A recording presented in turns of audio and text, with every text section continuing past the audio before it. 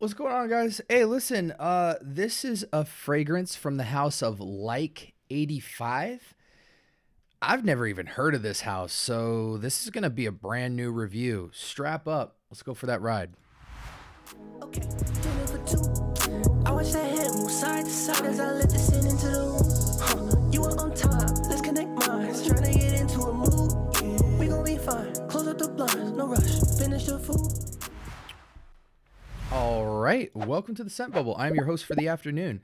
Today from the house of Like85, this is Blind Green. Shout outs to, I believe, Kicks for providing this. Never heard of this house before. I couldn't find it on Fragrantica, but it is on Parfumo, so that's what we'll be referencing today. Let's go ahead and dive right into this fragrance. I'm going to put it on skin. And right away, I get what starts off as a very synthetic / natural forest green scent, like a basil-y green. And then it gets a little more natural. And then it kind of goes into this, the same green note as you would get from Banana Republic's Vintage Green 78. Kind of this bergamonte forest green, basil-y type of green. And then it kind of gets what feels like a very cucumbery base or a figgy base. This is very much Vintage Green 78 Banana Republic copy. It is a 2024 release, so it is a copy in my eyes.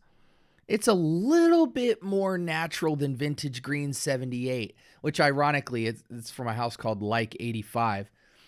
This is Blind Green. And,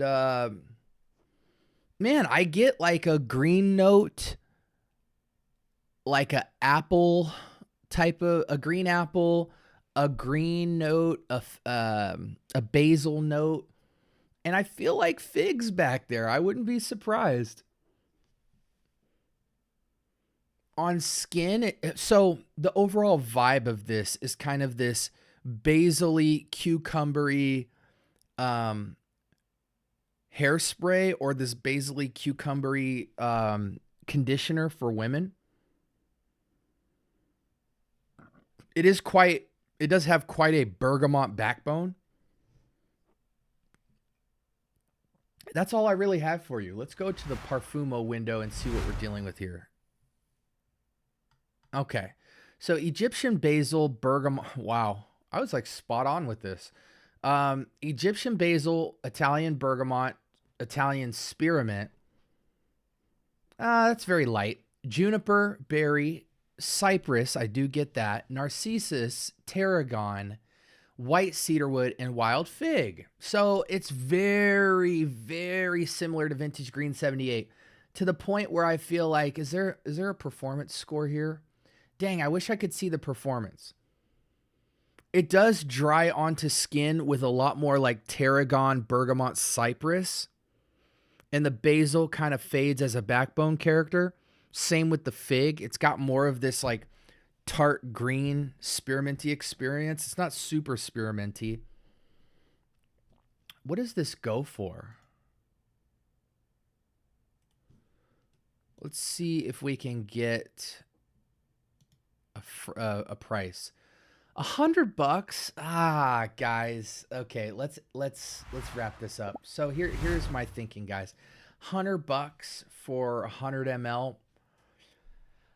You guys know Vintage Green 78 to me is perhaps the best fragrance from the Banana Republic line. So I can't dump on this fragrance too hard.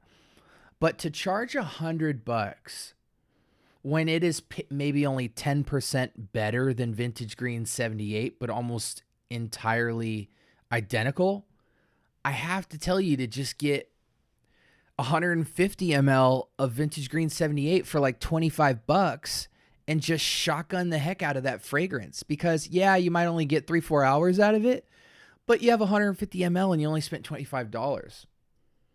This is a little bit more natural. I can appreciate that. And I think it might even have a little bit better projection. The only note it's missing that's in 78 is the T note. But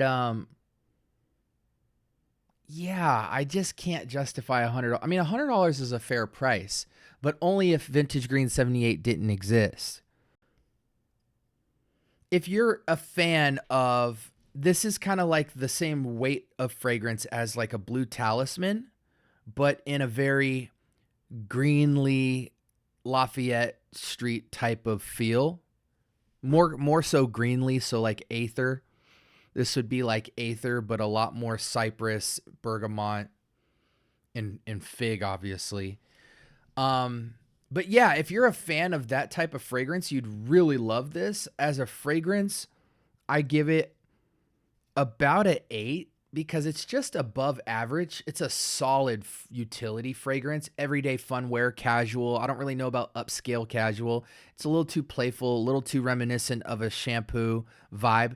It does feel like a cologne though. It doesn't feel too shampoo-y. It's just the profile. You imagine there's got to be several kind of cucumber green, apple and cucumber type of scent profile that would be in like a shampoo or a hair conditioner type of vibe, or like a pear mint, something like that. But yeah, so let's the usual suspects, genderless, any season, any reason, fun, playful, casual. It's a watery, crisp, foresty, synthetic green.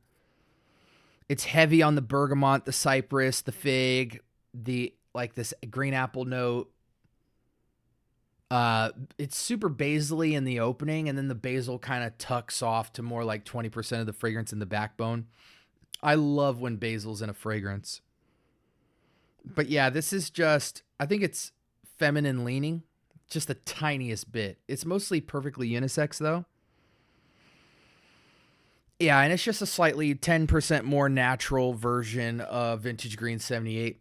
Go ahead and just get Vintage Green 78, guys. It is this almost exactly, and spend 25 bucks on it to get the 150 ml, or you could spend like 10, 15 bucks and get the 30 ml.